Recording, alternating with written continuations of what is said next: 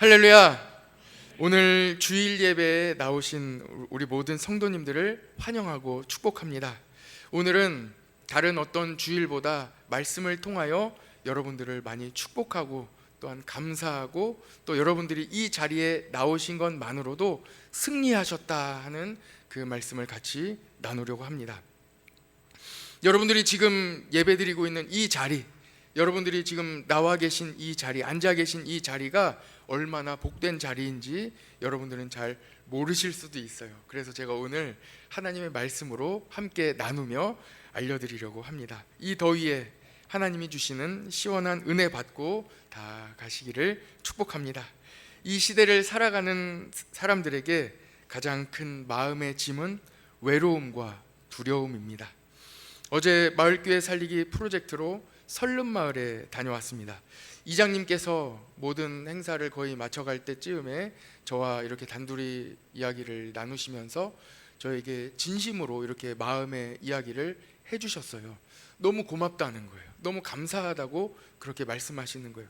그러면서 하시는 말씀이, 목사님, 지난 20년 동안 우리 마을에 어린이들이 뛰어다니는 모습을 본 적이 없습니다 라고 이야기하시는 거예요. 물론 뭐 명절이나 이런 때는 손주들이 왔겠지요. 그러나 그냥 자기 가족들 말고 정말 잘 모르는 동네 아이들이 이렇게 동네에서 뛰어다니는 모습을 본 적이 없으시대요. 그런데 어제 우리 아이노스 찬양단이 20명 정도 되는 학생들이 가서, 초등학생들이 같이 율동하고 찬양하고 막 이렇게 하니까 그분들이 처음 듣는 찬양인데도 박수를 치시며 온 얼굴을 환하게 웃으시면서 너무나도 기뻐하시는 거예요. 어린아이들이 왔다는 것만으로도, 함께 앞에 공간에 있다는 것만으로도 너무 감사해 하는 거예요.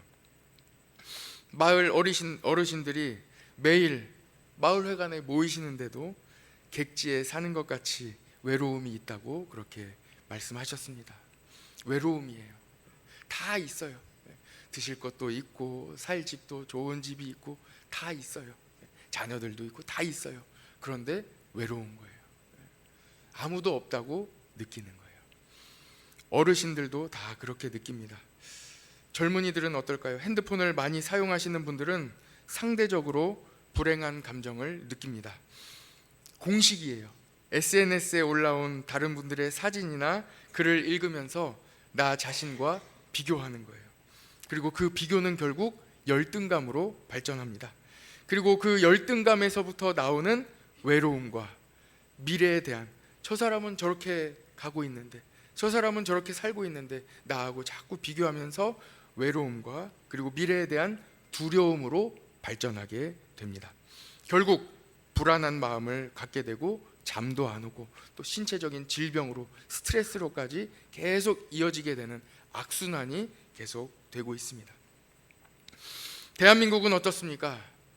한국은 많이 발전했습니다. 우리나라는 경제, 문화, 교육, 우리가 알고 있는 전반적인 부분에서 지난 50년 동안 세계 수많은 나라들 중에서 가장 큰 발전을 이룬 나라 중에 한 나라입니다. 아주 대표적인 나라예요. 그래서 오히려 우리나라를 연구하고 있는 나라들이나 그런 자료들이 많이 나와 있습니다. 한국 교회를 연구하는 자료들이나 책들도 많이 나와 있어요. 외국 목사님이 쓴 책이라고 해서 읽다 보면 한국 이야기가 꼭 챕터에 나와 있어요. 그 작은 나라, 동방의 그 작은 나라, 인구가 얼마 안 되는 5천만 밖에 안 되는 그 나라에서 선교사를, 미국 다음으로 두 번째로 많은 선교사를 보내는 나라가 바로 대한민국이라는 거예요. 어떻게 해서 그런 일이 일어나게 되었냐는 거예요. 많은 나라들이 우리나라를 주목할 만큼 대단한 나라, 하나님께서 축복해 주신 좋은 나라가 되었습니다. 그러나 우리의 겉모습과는 반대로 내면의 건강과 가정의 건강은 가장 불행한 나라 중에 한 나라입니다. 우리가 다시 생각해 보자는 거예요.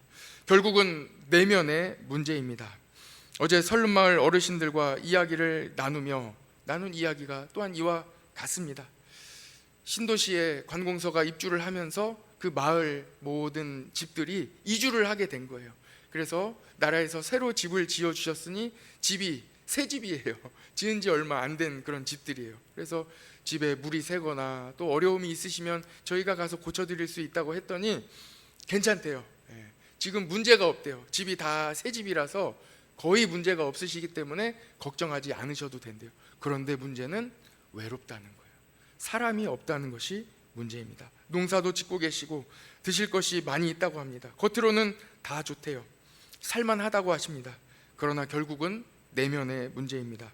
어르신들은 사람이 그리웠습니다. 어제 우리 아이노스 찬양단 어린이들이 가서 율동을 하면서 찬양을 하니 그렇게 좋아하실 수가 없습니다. 그 아시죠? 천국은 마치 밭에 감추인, 이 찬양하고 그 다음에 내 안에 부어주소서, 다 아시죠? 네. 저녁 예배 나오시면 같이 찬양할 수 있습니다. 두 곡을 했는데 얼마나 어르신들이 좋아하시던지요. 아이들이 20명이 갔는데 정말 즐거워하셨습니다. 복음의 씨앗이 설름마을에 심겨져 마을 분들이 교회에 나올 수 있도록 우리 모든 성도들 같이 기도해 주시기 바랍니다. 사진 한번 보겠습니다. 어제 아이노스 찬양단이 같이 찬양하는 모습인데 공간이 넓지 않아서 10명 10명 이렇게 나눠서 찬양을 했어요. 그래서 먼저 한 팀이 찬양을 하고 있습니다. 보이시죠? 얼마나 좋아하셨는지. 우리나라 많이 발전했습니다. 우리나라 사진 제가 찾아봤는데 안동 신시장의 50년 모습이에요. 50년 전 모습을 한번 보시죠. 안동 신시장, 지금 그 성서병원 앞 거리 있잖아요. 거기에요. 50년 전, 오래되지 않았어요. 50년 전이에요. 그때 기억하시는 분들도 아마 많이 계실 것입니다. 50년 전의 모습인데 지금 현재 모습 말고 2020년의 모습을 찾아봤습니다. 50년 후에 현재 모습이에요. 얼마나 발전했습니까? 먹을 것이 쌓여 있어요. 시장마다 얼마나 발전했습니까? 겉으로는 발전했지만 내면은 더욱 약해졌습니다. 작은 어려움을 이겨내지 못합니다. 참아내지 못합니다. 이제 저를 보시죠. 저기 아시잖아요. 떡볶이집하고 반대편에 요즘에는 그 번데기하고 이렇게 옥수수하고 팔고 하는 집이 있고, 아시죠? 입구. 거기입니다. 저는 위기 청소년을 가까이에서 섬긴 적이 있습니다. 제가 경험한 위기 청소년들을 말씀드리면 여러분들 가정에 함께 있는 여러분들의 청소년 자녀들은 천사입니다. 여러분들 자녀를 많이 축복해 주시고 칭찬해 주시고 기도해 주시기 바랍니다. 제가 섬겼던 청소년들은, 위기 청소년들은 전부 한 명도 빠짐없이 소년원에 다녀왔습니다. 현재 재판 중에 있고 재판을 마치면 다시 교도소에 갈 청소년들이 대부분이었습니다. 고등학교 졸업 이전에 출산을 경험했습니다. 위기 청소년을 돕기 위해 서울대 교수님이 서울대 학생들과 봉사팀을 이루어 같이 이제 서울대 팀이 위기 청소년들을 돕겠다고 온 거예요. 두 그룹이 만나게 되었습니다. 연령대는 이제 서울대 대학생들이니까 아무래도 몇 살 형이겠죠. 형 누나들이 온 거예요. 그러나 사실은 그 안에 비밀이 숨겨져 있었어요. 이것은 서울대 교수님이 그 학생들을, 위기 청소년들을 돕기 위해서 데려온 게 아니라 사실은 서울대 학생들을 치유하고 서울대 학생들을 돕기 위해서 진행된 프로젝트였어요. 사실은 그래요. 서울대 학생들이 심각한 내면의 문제를 안고 있었기 때문입니다. 그래서 이 교수님이 기획을 하게 됐어요. 서울대 학생들의 이야기를 들어보니 이렇습니다. 그 학생들 대부분이 2등을 해본 적이 없어요. 항상 1등만 해봤어요. 반에서 물론 1등이었고 항상 지금까지 전교에서 1등이었고, 어떤 학생들은 그 지역에서, 또 어떤 학생은 전국에서 1등, 항상 1등만 한 거예요. 우리랑은 큰 상관이 없지요. 그런데 첫 시험을 보고, 서울대 입학해서 첫 시험을 보고 내면에 큰 상처를 받게 되는 거예요. 늘 1등이었는데 아니 같이 모였으니 그 반에서도 뭐 50등도 나오고 30등도 나오고 40등도 나오지 않겠습니까? 그러니까 35등을 한 학생이 너무 불행해하는 거예요. 자기는 더 이상 살 가치가 없다는 거예요. 이렇게 공부 못해서 어디 가서 먹고 사냐는 거예요. 그렇게 생각하는 거예요. 웃기죠? 네. 정말이에요. 정말로 그렇게 생각하는 거예요. 그래서 자기 삶을 자꾸 비교하는 거예요. 비교하는 거예요. 저놈만 없으면, 저 사람만, 저 친구만 없으면 자꾸 비교하는 거예요. 그렇게 잘하는 학생인데도 자기의 이 점수에 만족하지 못하는 거예요. 내면의 중심을 잃습니다. 모든 학생들이 1등만 하다가 갑자기 자기의 등수를 보게 되었기 때문입니다. 감당을 못합니다. 삶의 이유를 잃어버리고 방황하는 학생들이 많이 있다고 합니다. 그래서 교수님이 기획을 한 거예요. 그때 위기 청소년들을 만납니다. 위기 청소년들과 서울대 학생들, 여러분 누가 위로를 얻고 누가 삶의 희망을 얻어서 갔겠습니까? 여러분들 예상하시는 그대로예요. 위기 청소년들이 이야기하는 거예요. 막 옆에서 서울대 학생들이 봉사활동 왔는데 불평하고 불만하고 막 계속 이야기하니까 한마디 하는 거예요.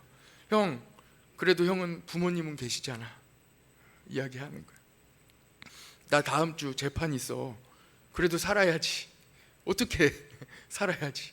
한 말씀 해주시는 거예요.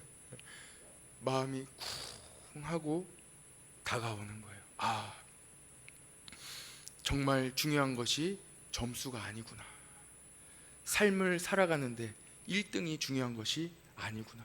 드디어 깨닫게 되는 거예요. 삶의 진정한 가치를 깨닫게 되는 거예요.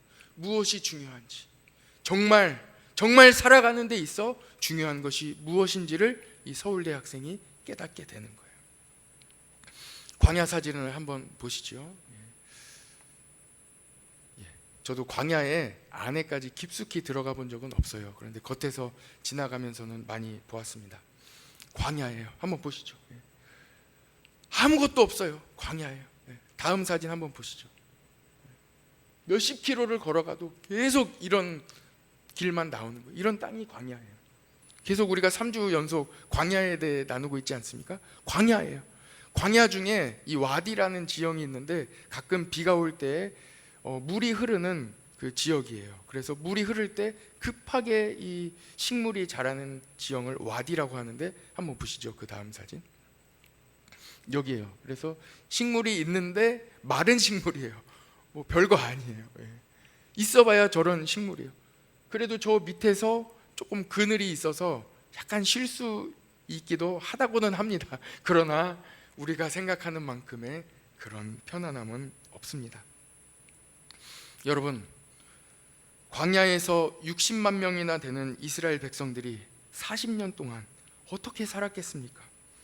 광야는 아무것도 없기 때문에 하나님께서 매일 새벽 하늘에서 만나를 내려주십니다. 하나님만 바라보는 거예요. 그래서 이스라엘 백성들이 애굽에서 탈출하여 광야를 지날 때 가장 중요했던 것이 무엇이겠습니까? 만나예요. 먹을 게 있어야죠. 새벽마다 만나를 내려주시는 거예요. 만나는 이스라엘 백성들이 홍해를 건너 광야에 들어갈 때부터 가나안 땅에 도착할 때까지 40년 동안 매일 꾸준히 빠짐없이 하늘에서 내렸습니다. 하나님의 은혜입니다. 만나는 신비한 양식입니다. 새벽마다 눈같이 진영 앞에 소복히 쌓이는 거예요. 이스라엘 백성들은 광야에서 이 만나를 거두어 곱게 빻아서 굽거나 삶아 먹었습니다. 그 맛은 꿀 섞은 과자와 같더라 하고 성경에 기록되어 있습니다. 만나는 얼마나 신비한 양식이냐면 유통기한이 하루예요. 만나를 다 거두고 하루가 지나면 냄새가 나고 벌레가 생겨서 먹을 수가 없어요. 신비한 양식이에요. 그래서 이 만나를 욕심내어 이틀치, 3일치 거두어 봐야 소용없습니다. 하룻밤 자고 나서 다음날 다시 만나를 보면 냄새가 나고 벌레가 있어서 전혀 먹을 수가 없는 거예요. 하루하루 매일같이 이 만나를 거두어야 했습니다. 혹시 내일 만나가 안 내릴 수도 있잖아요. 걱정되겠죠. 그래서 내일 것까지, 아니 일주일 정도는 좀 이렇게 보관하고 있어야 이 마음이 좀 편안하지 않겠습니까? 그런데 만나는 그렇게 할 수가 없어요. 매일 하루하루 내려주시는 은혜, 하루하루 내려주시는 이 만나를 거두어야만 했어요. 이틀치도 3일치도 단 일주일치도 보관할 수 없는 그 신비한 양식이 바로 만나였습니다. 그러나 이 유통기한 딱 하루, 이 만나를 통하여 이스라엘 백성들은 매우 중요한 것을 깨닫고 배우게 되는 것입니다. 그것이 무엇입니까? 하나님을 신뢰하는 것입니다. 내일도 하나님이 만나를 내려주실 것이다. 내일도 하나님이 나와 함께 하실 것이다. 내일도 변함없이 하나님이 나를 지켜주실 것이다. 내일도 만나를 내려주실 하나님을 기대하며 걱정하지 말라는 것입니다. 그러므로 만나는 내일을 걱정해서 더 많이 거둘 필요가 없습니다. 더 거두고 싶어도 하루만 지나면 먹을 수 없기 때문에 욕심을 낼 수도 없습니다. 이스라엘 백성들은 이렇게 만나를 거두며 하루하루 하나님을 신뢰하는 훈련을 했습니다. 그런데 이 만나도 매우 신비한 시스템이 하나가 더 있는 거예요. 그 시스템은 바로 안식일입니다. 안식일에는 내리지 않아요. 그래서 안식일 전날에 이틀치를 거두는 거예요. 유통기한이 하루인데 안식일에는 상하지 않아요. 괜찮아요. 신비하죠. 안식일에는 안식일 전날 이틀치를 거두어 하루를 더 보관합니다. 이것은 바로 모든 이스라엘 백성들이 안식일을 중심으로, 주님의 날을 중심으로 살아가야 하는 하나님의 복된 훈련이었습니다. 이스라엘 백성들은 광야에서 안식일을 중심으로 살았습니다. 광야는 세상 중심으로 살아가던, 애굽에서 세상 중심으로 살아가던 이스라엘 백성들을 하나님 중심으로 살아가게 하는 귀한 훈련의 장소였고, 안식일을 회복하는 장소입니다. 광야는 하나님을 다시 회복하는 장소였습니다. 안식일은 하나님께서 6일 동안 천지를 창조하시고 7일째 쉬셨는데, 하나님이 쉬신 이 7번째 날을 기념하는 것이지요.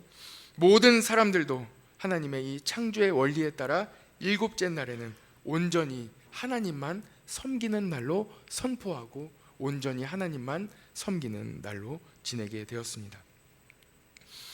여러분, 우리 온몸의 피가 심장을 통하여 온 몸으로 다 전달되듯이 우리의 삶의 중심이 안식일이에요. 주일이에요.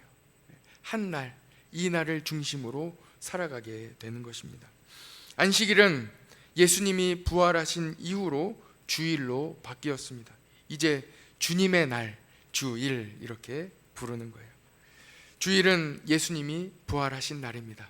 그래서 오늘 예배에 참여하신 우리 모든 성도들은 주일을 중심으로 살아가고 있는 것입니다. 예수님께서 부활하신 이후로 인류는 주일 중심으로 살아가게 되었습니다.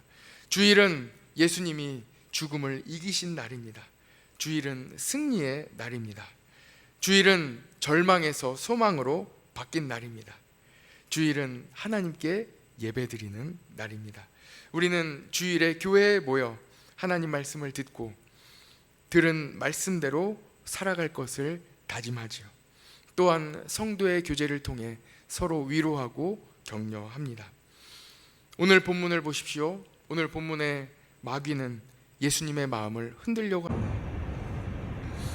처음 말씀드린 그 내면의 문제를 일으키려고 합니다. 예수님은 이 내면의 유혹을, 내면의 문제를 어떻게 이겨내셨을까요?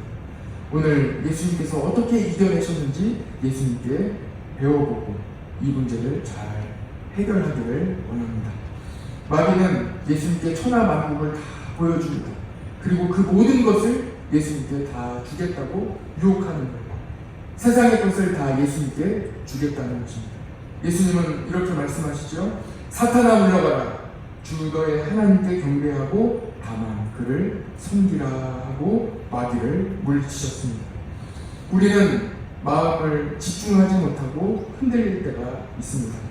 현재 있는 그 믿음의 자리에서 세상으로 자꾸만 눈이 갈 때가 있습니다. 책 중에 C.S. 루이스가 쓴 스크롤테이프의 편지라는 책이 있습니다. 이 책은 모르고 읽으면 오해할 수 있어요. 그러나 제가 설명드릴 테니 혹시 기회가 되시면 꼭 읽어보시기 바랍니다. 이 책은 마귀 삼촌이 자기 조카에게 알려주는 거예요. 세상 사람들을 어떻게 예수님으로부터 멀어지게 할지, 어떻게 유혹할지, 어떻게 죄에 빠지게 할지 유혹하는 그 방법을 알려주는 책이에요. 알고 읽으면 잘 쉽게 읽어나갈 수 있습니다. 마귀가 조카에게 사람을 타락하게 만드는 좋은 방법을 알려줍니다. 조카가 마귀 삼촌에게 이렇게 말합니다. 삼촌, 사람에게 큰 고난을 주었더니 오히려 그 사람이 하나님을 더 의지하고 믿던데 내가 무엇을 잘못했습니까? 하고 이렇게 질문하는 거예요. 이거 큰일인데 어떻게 하나님으로부터 멀어지게 하느냐고 물어봅니다. 그랬더니 이 마귀 삼촌이 대답합니다. 사람으로 하여금 편안하고 안일하고 바쁘지 않도록 여유를 주어라.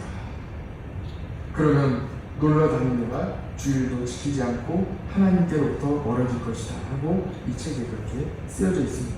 사람을 타락시키는 가장 좋은 방법은 고난보다는 평안이라는 것입니다. 우리나라가 먹을 것이 많이 있고 살만하니 기도 안 해도 살 수 있고 교회 안 나와도 즐거운 곳이 많아 사방으로 다니는 사람들이 많이 있습니다. 다윗도 그러했습니다. 다윗도 사울이 쫓아올 때 다윗을 잡아 죽이기 위하여 그렇게 살벌하게 쫓아올 때는 다윗은 하나님만 의지했습니다. 하나님만 바라봤습니다. 하나님 음성만 들었습니다. 그러나 천하의 다윗도 왕좌에 앉아 권위가 서고 주변 나라들로부터 평안함이 오고 주변 나라들이 섬기기 시작하고 존경받고 그 밑에 다윗 왕의 밑에 수많은 힘 있는 장수들과 부하들이 생겨서 직접 이제는 전쟁에 나가지 않아도 되니 그때 다윗이 왕궁의 옥상을 거닐다가 바세바가 목욕하는 장면을 보게 되는 것입니다. 하나님으로부터 멀어지는 가장 위험한 그 첫 마음을 잃어버리고 현재의 삶에 안주하려는 것입니다. 세상으로 눈을 돌리는 것이죠. 인간을 지옥으로 이끄는 가장 확실한 길은 엄청난 죄가 아닙니다. 하루하루 안정되어가는 안주하는 삶입니다. 오히려 믿음은 고난 당할수록 더 강해집니다. 그러나 우리의 삶에 안정이 찾아올 때, 우리의 삶에 평안이 찾아올 때, 그때 오히려 더 깨어 기도하시기를 축복합니다. 주의를 잘 지키는 것은 하나님 앞에 변함없이 마음을 관리하는 것입니다. 주일입니다. 어떤 상황에도 주일이 주님의 날입니다. 선포하는 것입니다. 오늘 주일을 지키기 위해 여러 어려움이 있었던 분도 있을 것입니다. 참 잘하셨습니다. 주일에 하나님께 예배드리는 것이 우리 삶의 가장 중요한 일입니다. 우리는 언제나 하나님만 예배해야 합니다. 하나님만 예배하는 날이 바로 주일입니다. 그러므로 주일에 교회에 나와 예배드리는 사람은 모든 시험으로부터 승리했습니다. 우리 같이 한번 외쳐볼까요? 오늘 나는 승리했습니다. 오늘 교회 못 나오실 여러 조건이 있었던 분들도 계시잖아요. 그럼에도 불구하고 나오신 것 하나님의 큰 은혜입니다. 다시 한번 해보겠습니다. 오늘 나는 승리했습니다. 이 말씀입니다. 여러분, 주일 예배에 참석하신 성도님들을 축복합니다. 여러분들은 오늘 주일 예배를 드리는 것만으로도 승리하셨습니다. 참 잘하셨습니다. 앞으로도 주일을 기도로 준비하시고 온 마음을 다하여 잘 드리시기를 바랍니다. 주일을 귀하게 여기고 예배 중심으로 사는 것이 가장 복된 삶입니다. 여러분, 텃밭을 경작해 보십시오. 손에 흙을 묻히며 잡초를 뽑으며 땀을 흘리면 세상을 향한 다른 생각들이 정리됩니다. 세상을 갖는 것이, 세상을 향하는 마음이 하나도 중요하지 않다는 것을 깨닫게 됩니다. 손에 흙을 묻혀봐야 됩니다. 골리앗을 쓰러뜨린 다윗이 평안하여 칼을 칼집에 넣고 빼지 않을 때 세상으로 시야가 돌아가게 되는 것입니다. 세상 욕심을 따라가고 내 만족을 따라가게 되었습니다. 삶의 중심을 잃게 되었습니다. 지금 이 시대 우리는 어디에서 이 칼집에 꽂혀있는 칼을 빼야 하겠습니까? 주의를 지키는 일에 목숨을 걸어야 합니다. 주의를 잘 지키시기를 축복합니다. 광야는 세상 욕심이 사라지는 곳입니다. 하나님만 바라보는 곳입니다. 하나님의 도우심만 바라보아야 하는 곳이 바로 광야입니다. 하나님 이외에 의지할 것이 아무것도 없습니다. 오직 하나님만 계신 곳이 바로 광야입니다. 높은데 마음을 둘 필요가 없습니다. 오늘 말씀에 사탄이 예수님을 광야에서 온 천하에 모시고 다니고 이 모든 것을 다 예수님께 드리겠다고 유혹하죠. 광야입니다. 광야에는 많은 것이 필요하지 않습니다. 오직 하나님만 계시면 됩니다. 말씀입니다. 오늘 말씀의 마귀는 예수님께 세상을 다 준다고 하지요. 말이 됩니까? 예수님은 세상을 창조하신 분이신데요. 세상을 만드신 분에게 세상을 준다는 것은 사실 말이 안 됩니다. 똑같은 논리입니다. 여러분 생각해 보시기 바랍니다. 여러분들은 하나님의 자녀입니다. 하나님은 여러분에게 이미 세상을 다 주셨습니다. 세상을 정복하고 다 다스리라고 다 주셨습니다. 이미 여러분의 것입니다. 이미 내 것인데 내 것을 가지려고 애쓰는 사람은 아무도 없습니다. 마귀는 여러분에게 똑같이 이야기할 것입니다. 나를 경배하고 세상을 다 줄 것이다. 말이 안 됩니다. 이미 하나님께서 여러분에게 세상을 다 주셨습니다. 세상은 마귀의 것이 아니라 하나님의 것입니다. 우리는 다만 하나님께 예배 드려야 합니다. 그래서 주일을 지키는 것이 가장 중요합니다. 주일은 예배 드리는 날이기 때문입니다. 주일을 지키는 이 작은 행동, 주일을 소중하게 여기는 이 작은 생각이 큰 결과를 가져온다는 것입니다. 얼마나 소중한 여러분들의 인생의 중심을 잡게 하는지 여러분들이 깨닫기를 간절히 축복합니다. 주일이에요. 일주일에 이 수많은 날들 중에 딱 한 시간 이 주일 예배를 드리는 것이 얼마나 중요한지 여러분 작은 행동이 큰 결과를 낳습니다. 저는 중학교 때 작은 행동이 큰 차이를 만든다는 이것을 경험하게 되었습니다. 저는 중학교 2학년 때까지 공부를 그렇게 썩 잘하지는 못했습니다. 중학교 3학년에 올라갔는데 마침 제 짝꿍이 전교 1등하는 학생이 앉았어요. 그래서 곰곰이 생각했습니다. 궁금했어요. 도대체 저 친구는 머리가 좋은 것인가? DNA가 다른 것인가? 나와는 완전 다른 사람인가? 그 친구 짝꿍이니까 계속 지켜본 거예요. 거의 일주일 동안, 하루 이틀, 일주일 동안 계속 지켜봤습니다. 도대체 나랑 다른 점은 무엇인가? 일주일쯤 지났습니다. 드디어 저는 몇 가지를 발견했습니다. 그리고 발견한 것을 따라하기 시작했습니다. 두 가지예요. 첫 번째는 수업 시간에 졸지 않고 집중했습니다. 절대 안 졸아요. 딴 생각 안 해요. 계속 수업 시간에 집중하는 거예요. 그래서 저도 집중했습니다. 두 번째는 예습 복습이었어요. 따로 시간을 내지 않고 쉬는 시간에 수업 마치면 쉬는 시간에 바로 책을 덮지 않는 거예요.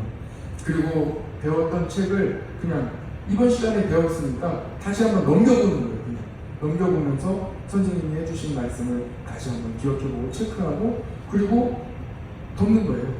그리고 다음 시간 책을 꺼내서 미리 지난 시간에 했던 내용을 한번 넘겨보고 계속 그렇게 했기 때문에 큰 시간이 필요하지 않고 넘겨보는, 그리고 이번 시간에 배울 내용을 한번 넘겨보는, 그림이 있다든지 뭘 배울지 제목도 읽어보고 끝입니다.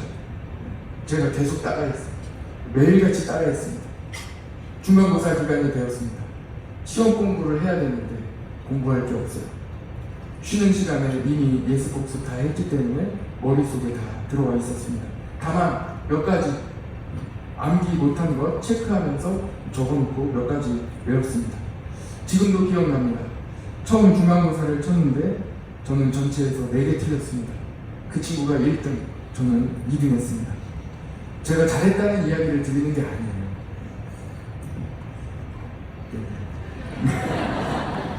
아주 작은 차이. 정말 아무것도 아니잖아요. 대단한 게 아니었어요. 정말 아무것도 아닌 것 같은 그 쉬는 시간에 바로 책을 덮지 않는 것. 정말 작은 차이. 예습 복습하는 것.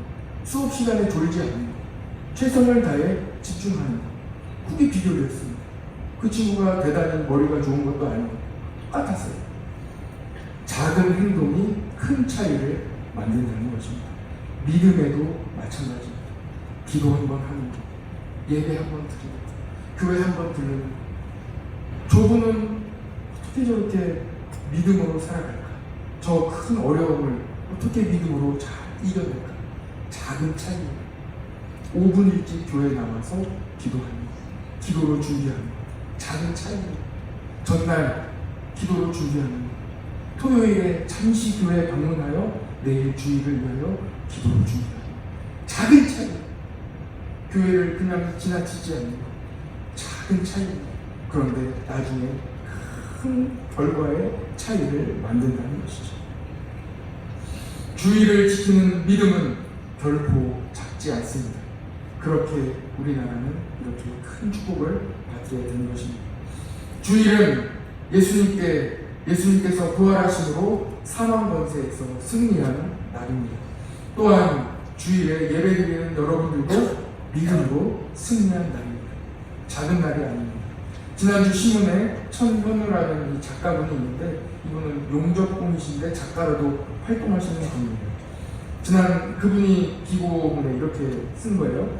지난 며칠간 SNS를 삭제했는데 불행하다는 감정이 사라지는 것을 경험했대요. 작은 이 행동이 큰 결과를 낳았다는 것이죠. 공식 아시죠? SNS, 비교, 열등감, 불행감, 외롭고 두려움으로 계속 이렇게 악순환으로 이어지게 됩니다. 여러분들께 당장 SNS를 삭제하라는 것이 아닙니다.